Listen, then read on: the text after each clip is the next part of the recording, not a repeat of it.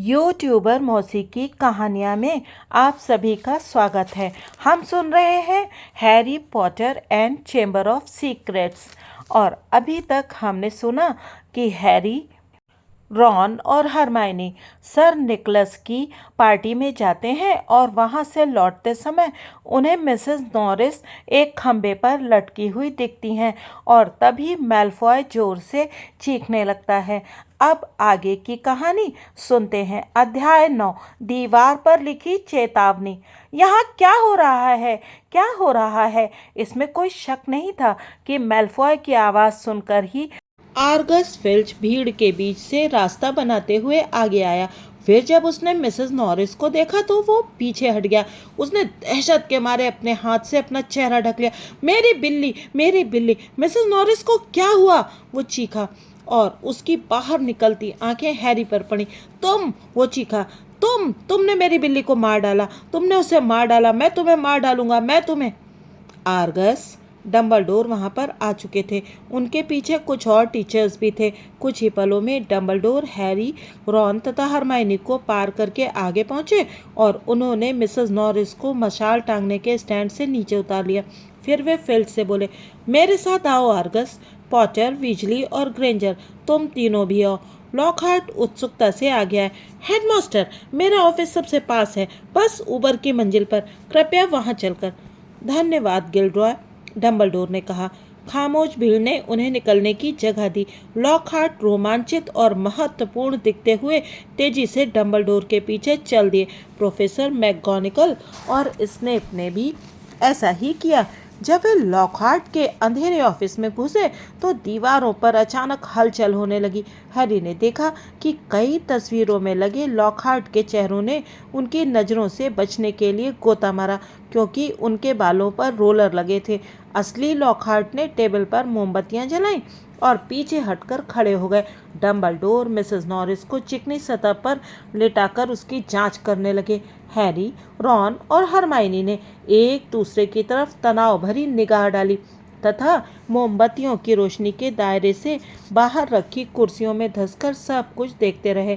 Dumbledore की लंबी और मुड़ी हुई नाक मिसेस नॉरिस के बालों से मुश्किल से 1 इंच दूर होगी।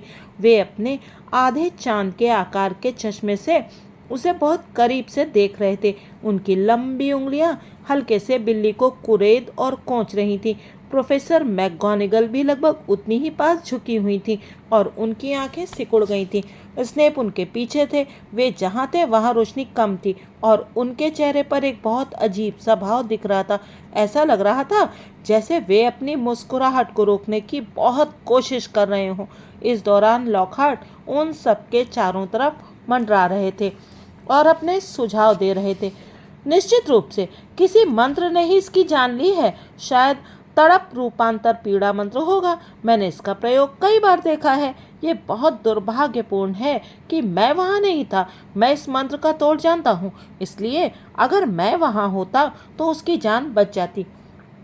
लॉकहार्ट की बातों से फिल्च की दर्द भरी सुबकियां तेज हो गई थी और सुनाई दे रही थी।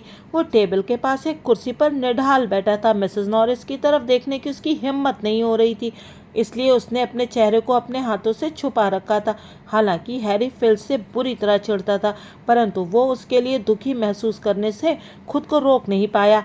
ये अलग बात थी कि वो उसके लिए उतना दुखी नहीं था जितना खुद के लिए था। अगर डंबलडोर फिल्च की बातों पर विश्वास कर लेंगे तो ये तय था कि हैरी को हॉगवर्ट्स से निकाल दिया जाएगा।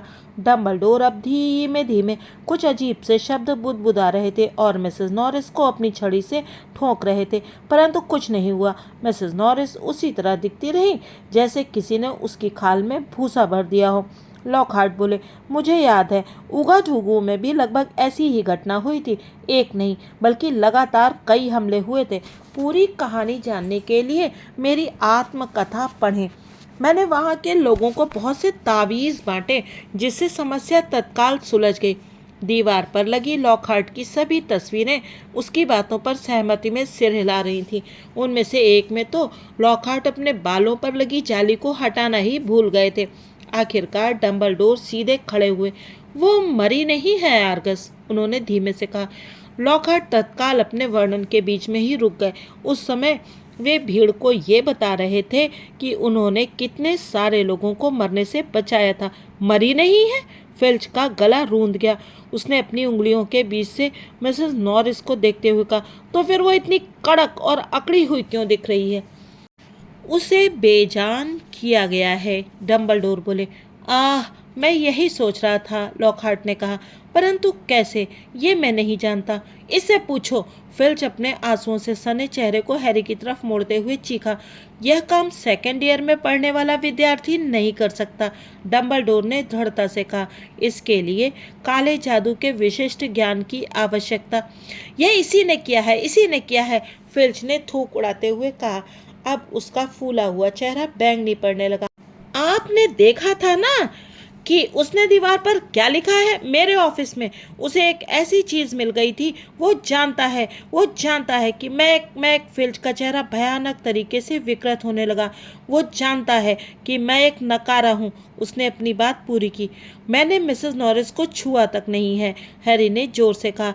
वो इस बात से परेशान था कि सब लोग उसी की तरफ देख रहे थे, जिनमें दीवार पर लगी लॉकहार्ट की तस्वीरें भी शामिल थीं। और मैं ये भी नहीं जानता कि नकारा क्या होता है।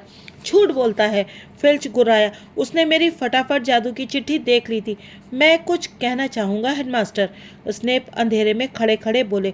उनके मुंह खोलते ही हैरी को ये आशंका हो गई कि उसकी स्थिति अब बिगड़ने वाली है। हैरी को पूरा विश्वास था कि स्नेप जो भी कहेंगे उससे उसका जरा भी भला नहीं हो सकता। हो सकता है पॉटर और उसके दोस्त गलत समय पर गलत जगह पर हों। ये बोलते समय उनके चेहरे पर थोड़ी व्यंग्यात्मक मुस्कान थी, जैसे उन्हें इसकी सच्चाई पर संदेह हो। परंतु हमारे सामने जो परिस्थितियां हैं वे बहुत संदिग्ध हैं। सवाल ये है कि वे लोग आखिर ऊपर की मंजिल के गलियारे में गए ही क्यों थे? वे हैलोवीन की दावत में क्यों नहीं थे? हैरी, रॉन और हरमाइनी एक साथ मृत्यु दिवस की पार्टी के बारे में बताने लगे। वहाँ पर सैकड़ों भूत थे, वे आपको बता देंगे कि हम वहाँ थे। परंतु आने के बाद तुम लोग दावत में शामिल क्यों नहीं हुए? स्नेप ने पूछा और उसकी काली आंखें मोमबत्ती की रोशनी में चमक रही थी। ऊपर उस गलियारे में जाने की क्या जरूरत थी? रॉन और हरमाइनी ने हैरी की तरफ देखा। क्योंकि हैरी ने कहा। उसका दिल बहुत तेजी से धड़क रहा था। किसी चीज़ ने उसे आभास दिला दिया कि अगर वो इन लोगों को ये बात बताएगा कि वो एक अदृश्य आवाज़ को सुनकर उसके पीछे यहाँ आया था, जिसे उसके सिवा कोई और नहीं सुन सकता था, तो कोई भी इस बात पर विश्वास नहीं करेगा।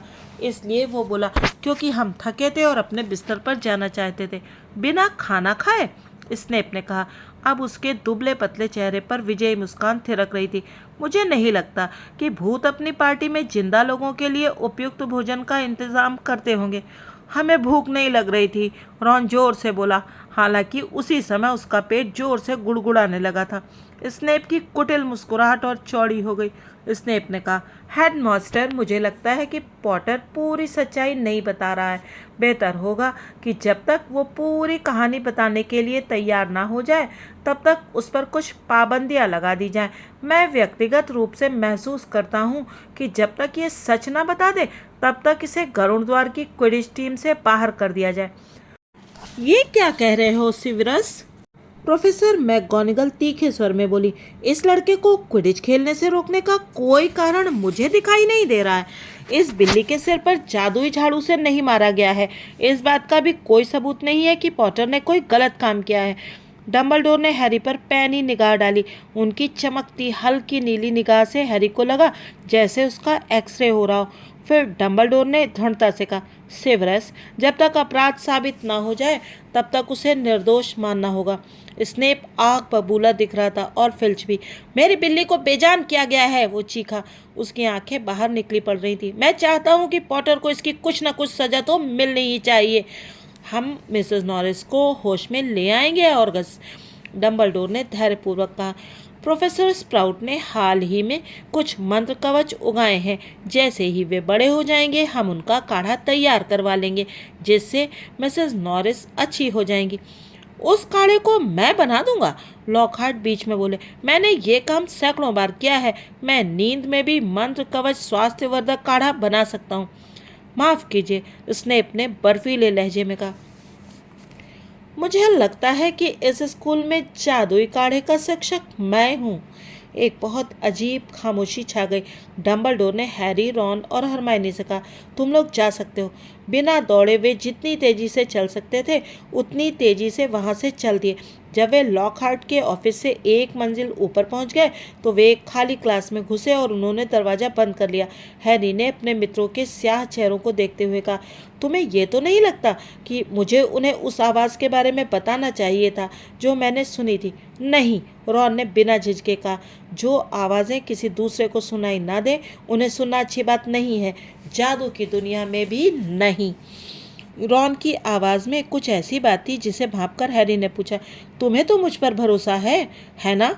जाहिर है मुझे भरोसा है, रॉन जल्दी से बोला, परंतु तुम भी या तो मानोगे कि ये अजीब है।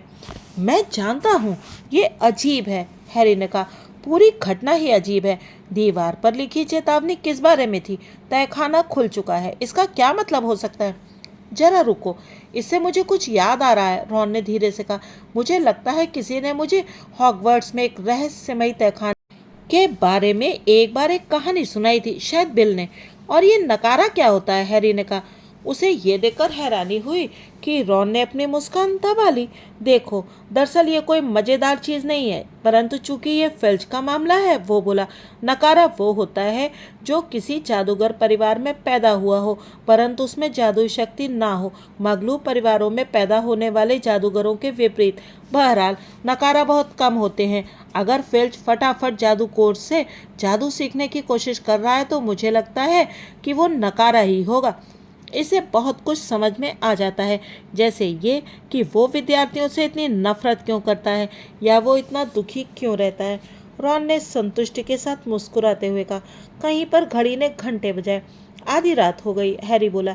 इससे पहले कि स्नेप यहाँ आए और हमें किसी और चीज़ में फंसाने की कोशिश करें, बेहतर होगा कि हम लोग अपने अपने बिस्तर पर पहुँच जाएं। कुछ दिनों तक पूरे स्कूल में मिसेस नॉरिस पर हुए हमले को छोड़कर किसी दूसरी घटना के बारे में ज़्यादा बातें नहीं हुई। फिल्च भी इस बात को हर एक के दिमाग में ताज़ा रख रहा था। जहां उसकी बिल्ली पर हमला हुआ था वह उसी जगह पर मंडराता रहता था। शायद उसे ये आशा थी कि हमलावर वहां दोबारा आएगा। हैरी ने देखा कि फिल्च दीवार पर लिखे संदेश को हर तरह के दागों का दुश्मन मिसेस स्कोवर का जादुई लोशन से साफ कर रहा था, परंतु कोई फायदा नहीं हुआ। शब्द पत्थर की दीवार पर पहले ही की तरह चमकते रहे। जब फिल्च मौका वारदात पर पहरेदारी नहीं कर रहा होता था तो वो गलियारों में छुपकर लाल आंखों से निगरानी करता था। वो अचानक उछलकर विद्यार्थियों के सामने पहुंच जाता था और उन्हें जोर से सांस लेने तथा खुश दिखने जैसी बातों के लिए सजा देने की कोशिश करता था। जिनी वीजली मिसेस नॉरिस के बेजान होने से पूरी तरह विचलित दिख रही थी। रॉन के अनुसार उसे बिल्लियों से बहुत प्रेम था, परंतु तुम तो दरअसल मिसेस नॉरिस को ठीक से जानती भी नहीं हो, रॉन उसे समझाते हुए बोला। सच कहा जाए तो हम उसके बिना ज़्यादा सुखी हैं। जिनी के होंठ कांपने लगे। इस तरह की घटनाएं हॉगवर्ट्स में अक्सर नहीं होती हैं, रॉन ने उसे आश्वस्त करते हुए कहा। जिस भी सिरफिरे ने ये किया है उसे जल्द ही पकड़ लिया जाएगा और यहाँ से तत्काल बाहर निकाल दिया जाएगा। मैं तो बस ये आशा कर रहा हूँ कि स्कूल से निकाले जाने से पहले उसे फिल्च को भी बेजान करने का समय मिल जाए। रॉन ने जब देखा कि जिनी का चेहरा पीला पड़ रहा है तो उसने तुरंत ये भी जोड़ दिया, मैं तो मजाक कर रहा था। हरमाइनी पर भी हमले का असर हुआ था। बहुत ज़्यादा पढ़ना हरमाइनी के लिए सामान्य बात थी, परंतु अब तो वो जैसे और कुछ कर ही नहीं रही थी। हैरी और रॉन ने उससे पूछा भी कि वो क्या करना चाहती है, परंतु उसने उन्हें ज़्यादा कुछ नहीं बताया। अगले बुधवार तक उन्हें हरमाइनी के इरादों का पता नहीं चल पाया। जादुई काढ़े की क्लास के खत्म होने के बाद भी हैरी वहीं रुका था, क्योंकि स्नेप ने उसे टेबलों पर से कीड़े मकोड़े साफ करने के लिए रोक लिया था।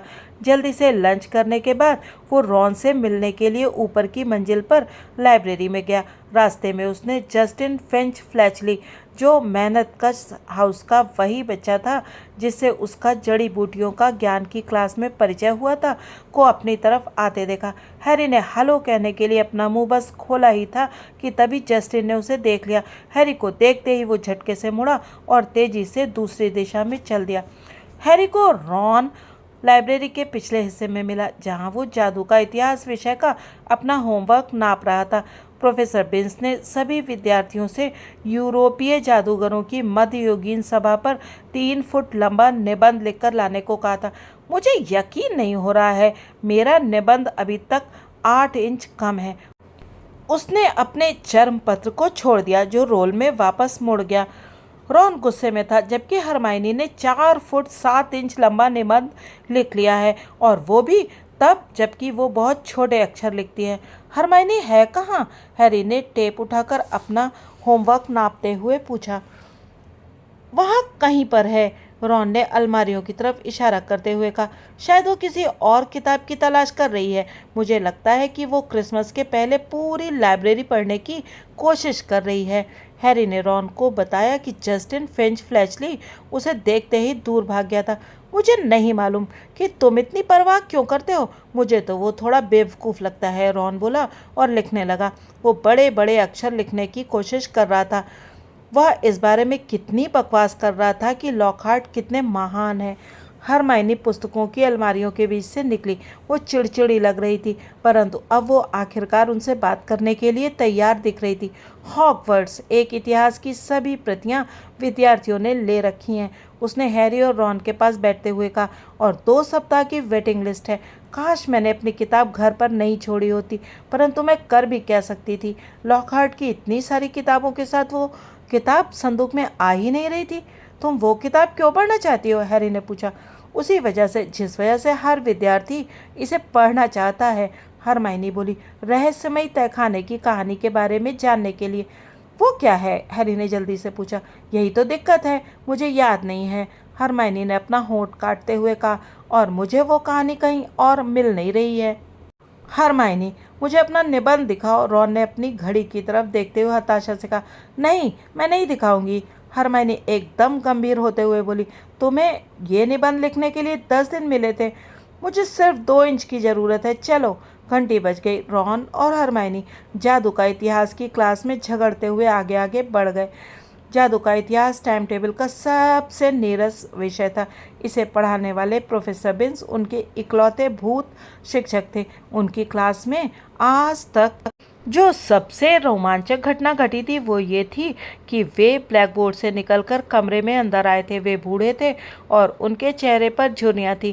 कई लोगों का कहना था कि उन्हें ये पता ही नहीं चला कि वे मर चुके थे। वे तो बस एक दिन पढ़ाने के लिए उठे और स्टाफ रूम में जलती आग के सामने अपना शरीर कुर्सी पर बैठा छोड़कर क्लास लेने चले गए।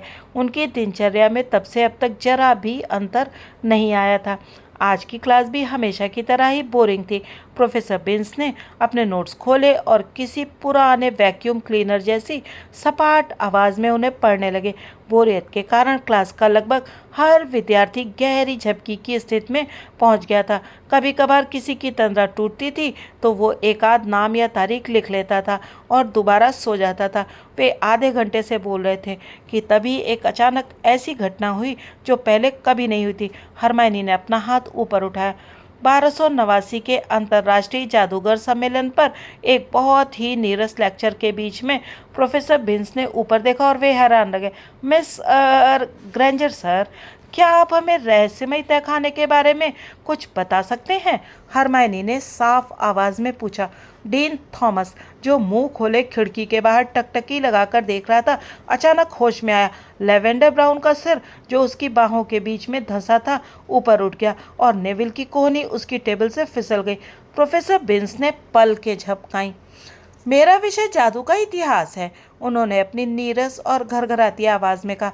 मैं सच्ची घटनाओं के बारे में पढ़ाता हूँ मिस ग्रेंजर, मिथक या दंत कथाओं के बारे में नहीं पढ़ाता। उन्होंने अपना गला साफ करते हुए चौक टूटने जैसी एक हल्की आवाज़ निकाली और फिर आगे पढ़ाने लगे। उस साल सितंबर में सार्डिनिया के जादूगरों की एक उप समिति वे अचानक रुक गए। एक बार फिर हरमाइनी का हाथ हवा में लहरा रहा था। मिस ग्रांट, प्लीज सर, क्या दंत कथाओं में हमेशा कुछ न कुछ सच्चाई नहीं होती है? प्रोफेसर बिन्स हरमाइनी की तरफ इतनी हैरानी से देख रहे थे कि हैरी को विश्वास हो गया कि आज से पहले किसी विद्यार्थी ने उनके लेक्चर में कभी व्यवधान नहीं डाला था, चाहे वे जीवित हों या मृत। अच्छा, प्रोफेसर बिन्स धीमे से बोले, हाँ मेरे ख्याल से ये तर्क तो दिया जा सकता है।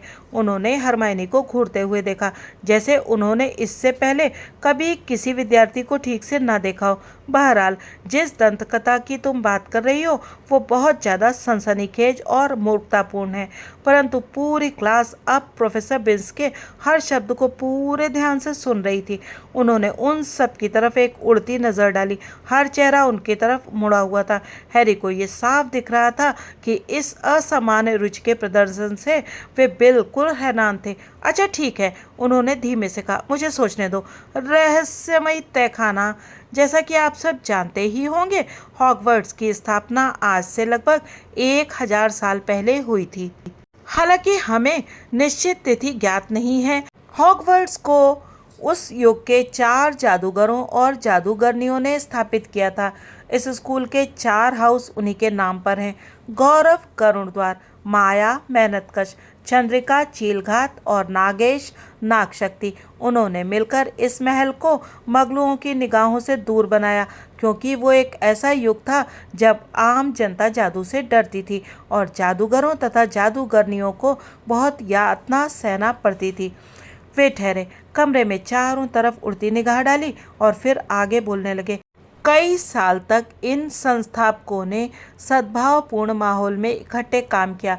उन्होंने ऐसे बच्चे खोजे जिनमें जादू के चिन्ह थे और फिर वे उन्हें शिक्षित करने के लिए महल में लाए। परंतु फिर उनके बीच विवाद होने लगे। नाग शक्ति और बाकी लोगों में मतभेद हो गया।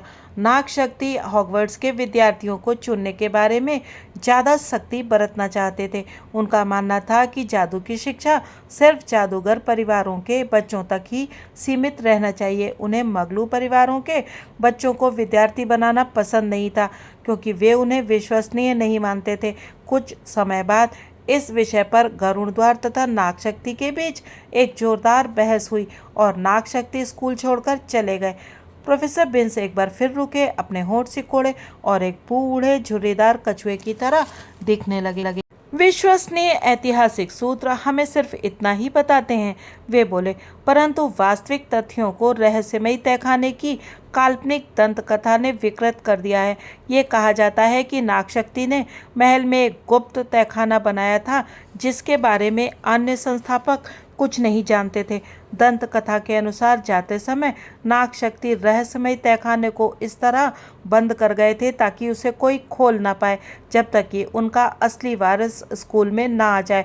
उनका वारिस ही इस रहस्यमय तहखाने को खोल सकता है और इसके भीतर छुपे आतंक को बाहर निकाल सकता है। इस तरह उनका वारिस इस स्कूल से उन अशुद्ध खून वाले लोगों का सफाया करेगा जो जादू पढ़ने के काबिल नहीं हैं।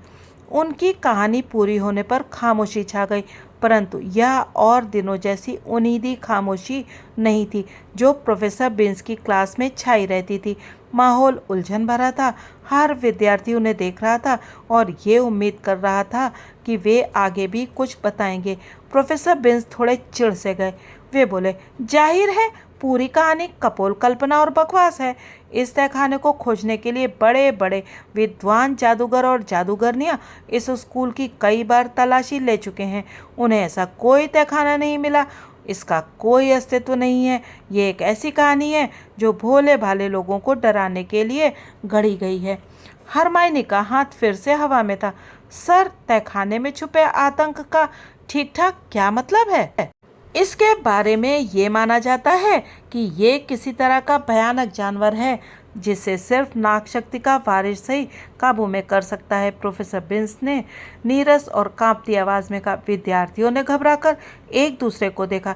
मैं तुम लोगों को ये बता दूं कि इस तरह की कोई चीज़ नहीं है, प्रोफेसर बिन्स ने अपने नोट्स पलटते हुए कहा। ना तो कोई तहखाना है और ना ही कोई भयानक जानवर है।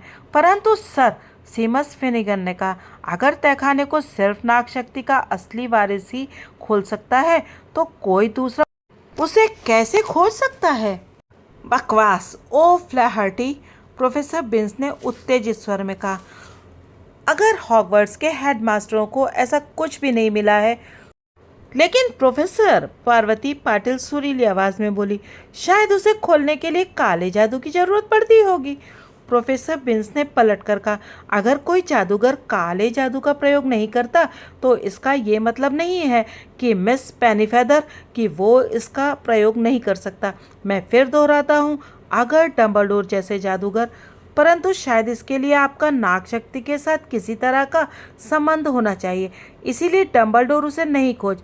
डीन थॉमस ने बोलना शुरू किया, परंतु प्रोफेसर बिन्स की सहन शक्ति अब खत्म हो चुकी थी। अब इस मुद्दे को यहीं पर ख़त्म करते हैं, वे तीखी आवाज़ में बोले। ये एक कपोल कल्पना है, इसका कोई अस्तित्व नहीं है। इस बात का जरा भी प्रमाण नहीं है कि नाग शक्ति ने हॉगवर्ट्स में कभी रहस्यमय झाड़ू की अलमारी भी बनाई हो। मुझे अफसोस है कि मैंने तुम्हें इस तरह की मूर्खतापूर्ण कहानी सुनाई। अब अगर आप लोग इजाज़त दें तो हम दोबारा इतिहास पर लौटते हैं, ठोस विश्वसनीय प्रामाणिक तथ्यों पर। और 5 मिनट के भीतर क्लास हमेशा की तरह एक बार फिर उदासीनता, उबासियों और झपकियों के माहौल में खो गई। जब क्लास खत्म हुई तो डिनर से पहले अपना बैग रखने के लिए वे भीड़ भरे गलियारों से चलने लगे। चलते चलते रॉन ने हैरी और हरमाइनी को बताया, मैं पहले से ही जानता था कि नागेश नाग शक्ति सिरफिरा और सन की था, परंतु मैं ये नहीं जानता था कि शुद्ध खून का सारा बखेड़ा उसी ने खड़ा किया है। अगर मुझे मुंह मांगी रकम भी मिले तब भी मैं उसके हाउस में नहीं जाऊंगा। सच तो ये है कि अगर बोलती टोपी ने मुझे नाग शक्ति में भेजा होता तो मैं वापस घर जाने वाली ट्रेन में बैठ गया होता। हरमाइनी ने उत्साह से सिर हिलाया, परंतु हैरी कुछ नहीं बोला। उसके मन में उलझन और परेशानी थी, इसीलिए वो असहज हो गया था। हैरी ने रॉन और हरमाइनी को ये कभी नहीं बताया था कि बोलती टोपी ने पहले उसे नाग शक्ति में रखने के बारे में विचार किया था। उसे अपने कानों में गूंजती वो आवाज़ अच्छी तरह याद थी, जैसे ये कल ही की बात हो जब उसने 1 साल पहले उस टोपी को अपने सिर पर लगाया था। सोच लो, तुम महान बन सकते हो और महान बनने के सारे लक्षण हैं तुम में, और नाग शक्ति महान बनने में तुम्हारी मदद करेगा, इसमें कोई शक नहीं।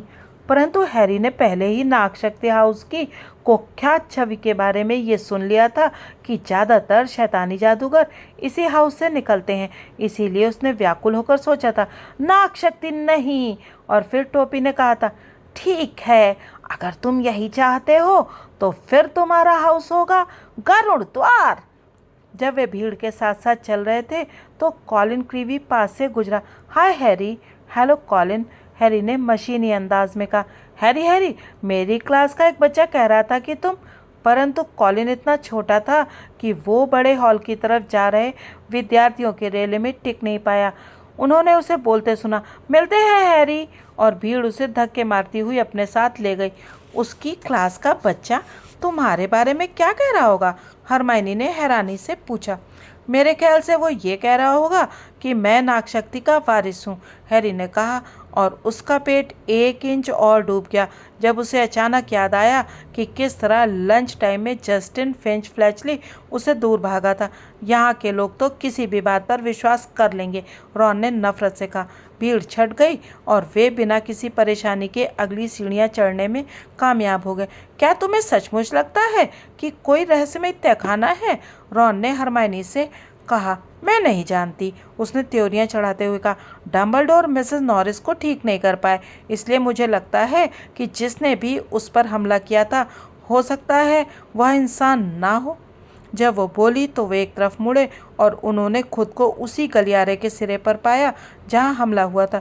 वे रुककर देखने लगे। वहां का दृश्य उस रात जैसा ही था। फ़र्क सिर्फ इतना था कि अब वहां मशाल टांगने के स्टैंड में बेजान बिल्ली नहीं लटक रही थी और एक खाली कुर्सी दीवार के उस हिस्से को ढक रही थी जिस पर यह संदेश लिखा था, रहस्यमय तहखाना खुल चुका है। यहीं पर फिल्च पहरेदारी करता रहता है, रॉन बुदबुदाए।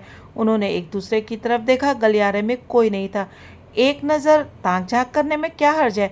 हैरी ने अपने बैग को नीचे रखते हुए कहा। फिर वो अपने पंजों और हथेलियों के बल रेंगकर सुराख की तलाश करने लगा। झुलसने के निशान, वो बोला। यहाँ और यहाँ, यहाँ और इस तरफ देखो, हरमानी बोली। बहुत अजीब बात है। हैरी उठा और दीवार पर लिखे संदेश के करीब वाली खिड़की के पास पहुंचा। हरमाइनी सबसे ऊंचे शीशे की तरफ इशारा कर रही थी, जहां लगभग 20 मकड़ियां तेजी से भाग रही थीं और कांच के एक छोटे छेद से निकलने के लिए आपस में लड़ रही थीं। चांदी जैसा एक लंबा धागा रस्सी की तरह लटक रहा था, जैसे वे सब बाहर पहुंचने की जल्दबाजी में इस पर चढ़ी हों। क्या तुमने कभी मकड़ियों को इस तरह का व्यवहार करते देखा है? हरमाइनी ने हैरानी से कहा। नहीं, हैरी बोला। क्या तुमने देखा है रॉन? रॉन उसने पलट कर देखा। रॉन काफ़ी पीछे खड़ा था और ऐसा लग रहा था जैसे वो भागने की अपनी इच्छा दबाने के लिए संघर्ष कर रहा हो। क्या हुआ? हैरी ने पूछा। मुझे मकड़ियाँ पसंद नहीं हैं, रॉन ने तनाव भरे स्वर में कहा। मैं ये बात नहीं जानती थी, हरमाइनी ने रॉन की तरफ हैरानी से देखते हुए कहा। तुमने काढ़े की क्लास में तो सैकड़ों बार मकड़ियों का प्रयोग किया है। मरी मकड़ियों से मुझे कोई दिक्कत नहीं होती, रॉन ने कहा और वो सावधानी से खिड़की के अलावा बाकी सब तरफ देख रहा था। मैं तो सिर्फ उनके चलने के तरीक़ों को पसंद नहीं करता। हरमाइनी हंसी। यह हंसने की बात नहीं है, रॉन ने आवेश में कहा। अगर तुम जाना ही चाहती हो तो सुनो। जब मैं 3 साल का था तो फ्रेड ने मेरे टेडी बियर को एक गंदी बड़ी मकड़ी में बदल दिया था, क्योंकि मैंने उसकी खिलौने वाली जादुई झाड़ू तोड़ दी थी। तुम भी उन्हें पसंद नहीं करोगी अगर तुम अपने टेडी बियर को पकड़े हो और अचानक उसमें बहुत से पैर निकल आए। और वो कांपते हुए रुक गया। ये स्पष्ट था कि हरमाइनी को अब भी अपनी हंसी रोकने में बहुत मुश्किल हो रही थी। हैरी को लगा कि इस विषय को बदल दिया जाए तो अच्छा होगा, इसलिए वो बोला, फर्श पर गिरा हुआ वो पानी याद है? वो कहाँ से आया होगा? किसी ने उसे साफ कर दिया है। पानी यहाँ था, रॉन ने कहा। अब वो इतना ठीक हो गया था कि वो फिल्च की कुर्सी के पास से कुछ कदम आगे चला और इशारा करते हुए बोला, इस दरवाजे के बराबर। वो दरवाजे पर लगे पीतल के हैंडल की तरफ हाथ बढ़ा ही रहा था कि तभी अचानक उसने अपना हाथ इतनी तेजी से पीछे खींचा जैसे उसे करंट लग गया हो। क्या हुआ? इसके अंदर नहीं जा सकते, रॉन ने रूखेपन से कहा। ये तो लड़कियों का बाथरूम है। अंदर कोई नहीं होगा रॉन, हरमाइनी ने उनके पास आते हुए कहा। ये मायूस मीना का बाथरूम है। चलो चलकर इस पर भी एक नज़र डाल लेते हैं।